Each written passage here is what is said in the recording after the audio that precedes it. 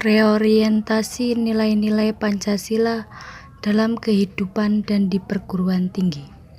Disusun oleh 1. Naili Sakinah dengan NIM 23272.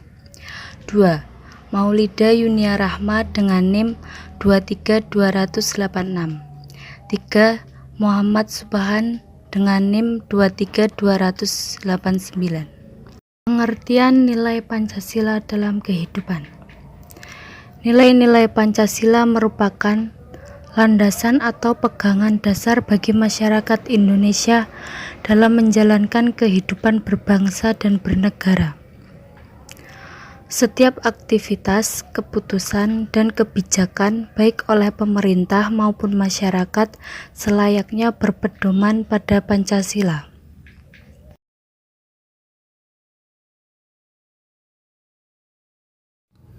Setiap sila mengandung nilai yang harus diterapkan. 1. Sila ke-1. Sila pertama ini mengandung nilai-nilai Pancasila sebagai berikut. 1. Mengimani adanya Tuhan yang Maha Esa dan mengikut perintah serta larangannya. Saling menghormati dan menghargai antar pemeluk agama. Memiliki rasa toleransi dalam kehidupan beragama. 2. Sila kedua. Berikut nilai-nilai yang terkandung dalam sila kedua.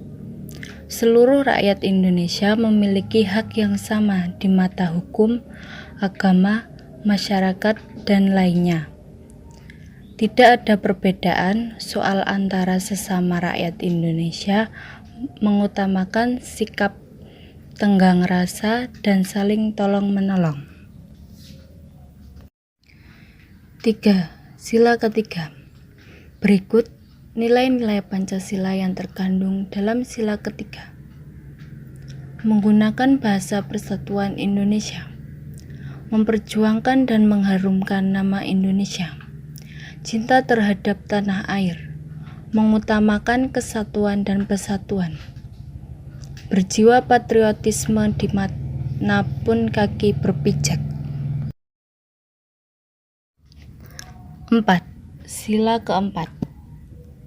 Nilai-nilai yang terkandung dalam sila keempat. Pemimpin bangsa Indonesia harus bijaksana, mengutamakan kekeluargaan. Kedaulatan bangsa berada di tangan rakyat. Kebijakan dalam mengambil solusi.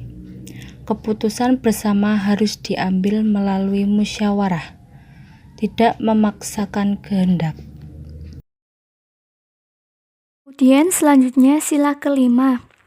Nilai-nilai yang terkandung dalam sila kelima yaitu 1. Pemimpin bangsa Indonesia harus bijaksana. Kemudian mengutamakan kekeluargaan, kedaulatan bangsa berada di tangan rakyat. Kemudian kebijakan dalam mengambil solusi, keputusan bersama harus diambil melalui musyawarah. Yang terakhir tidak memaksakan kehendak. Reaktualisasi nilai-nilai Pancasila, yaitu mewujudkan cita-cita reformasi dan pelaksanaan nilai-nilai kehidupan bermasyarakat, berbangsa, dan bernegara secara konsekuen. Kemudian memerlukan kesadaran dan komitmen seluruh warga masyarakat untuk memantapkan persatuan dan kesatuan nasional dengan mengelola kehidupan dalam kemajemukan. Bangsa Indonesia memiliki modal yang besar untuk memelihara kemajemukan tersebut. Modal kemajemukan bangsa Indonesia adalah Pancasila, Undang-Undang Dasar Negara Republik Indonesia tahun 1945, kemudian NKRI, Bhinneka Tunggal Ika, dan ketetapan MPR. Pancasila pertama kali dirumuskan oleh I.R. Soekarno pada saat sidang pertama BPUPKI pada tanggal 1 Juni 1945. 5 prinsip negara yaitu Pancasila yang terdiri dari 1.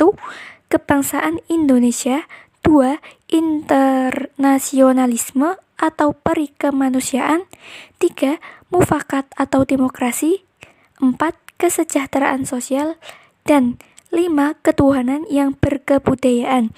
Pada tanggal 22 Juni 1945, Panitia Kecil atau Panitia 9 menyusun Pancasila dalam Piagam Jakarta yang terdiri dari 1. Ketuhanan dengan kewajiban menjalankan syariat Islam bagi pemeluk-pemeluknya. 2. Kemanusiaan yang adil dan beradab. 3. Persatuan Indonesia. 4.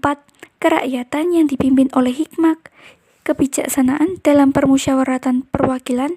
Dan 5. Keadilan sosial bagi seluruh rakyat Indonesia. Selanjutnya, pengertian nilai Pancasila dalam perguruan tinggi, yaitu pada zaman sekarang arus globalisasi memberikan dampak yang besar bagi warga negara dan kurangnya kesadaran akan pentingnya nilai-nilai Pancasila dalam kehidupan.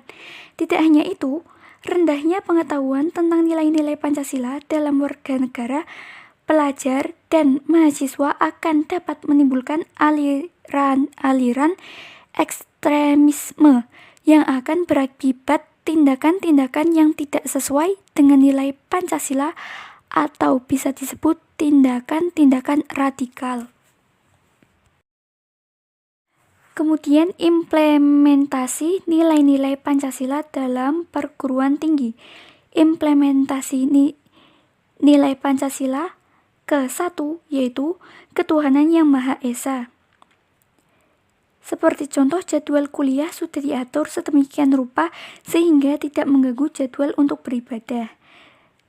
Kemudian, mahasiswa baru diwajibkan untuk mengikuti ospek atau pengenalan kampus.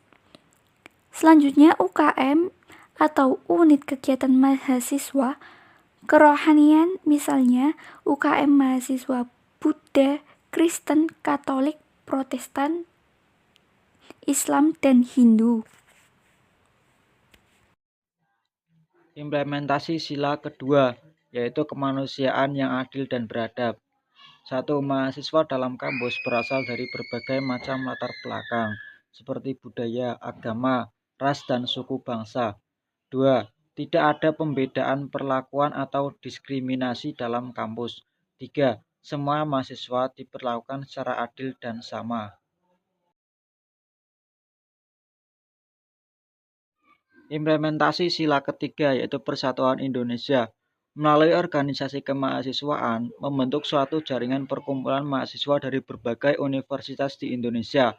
Hal tersebut merupakan salah satu bukti adanya sikap dan upaya untuk menjalin rasa kebersamaan di antara mahasiswa sebagai bagian dari para pemuda Indonesia. Implementasi sila keempat, yaitu kerakyatan yang dipimpin oleh hikmat kebijaksanaan dalam permusyawaratan perwakilan. 1. Penerapan suatu kebiasaan untuk melakukan musyawarah dan diskusi bersama terkait dengan berbagai hal merupakan cerminan yang tepat dalam implementasi sila keempat. Rapat UKM, diskusi dalam kelas, musyawarah penunjukan ketua, pemilihan ketua senat mahasiswa. Implementasi sila kelima, keadilan sosial bagi seluruh rakyat Indonesia. 1. Penerapan persamaan dan saling menghargai karya orang lain. Mahasiswa yang telah memenuhi syarat berhak untuk mengikuti ujian akhir semester. Setiap mahasiswa berhak memperoleh nilai sesuai dengan kemampuannya. Setiap mahasiswa berupaya menghargai hasil karya orang lain dengan tidak mencontek atau membuat plagiat atas hasil karya ilmiah teman. Kesimpulan, dari keterangan dan fakta-fakta yang telah disampaikan, maka dapat diambil kesimpulan bahwa ada banyak hal yang dapat digali untuk menerapkan kembali nilai-nilai Pancasila dalam sistem pendidikan nasional.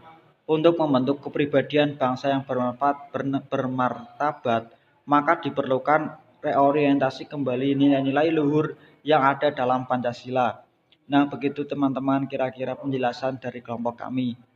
Selebihnya mohon maaf bila ada kesalahan dan kekurangan dalam video tersebut. Terima kasih. Wassalamualaikum warahmatullahi wabarakatuh.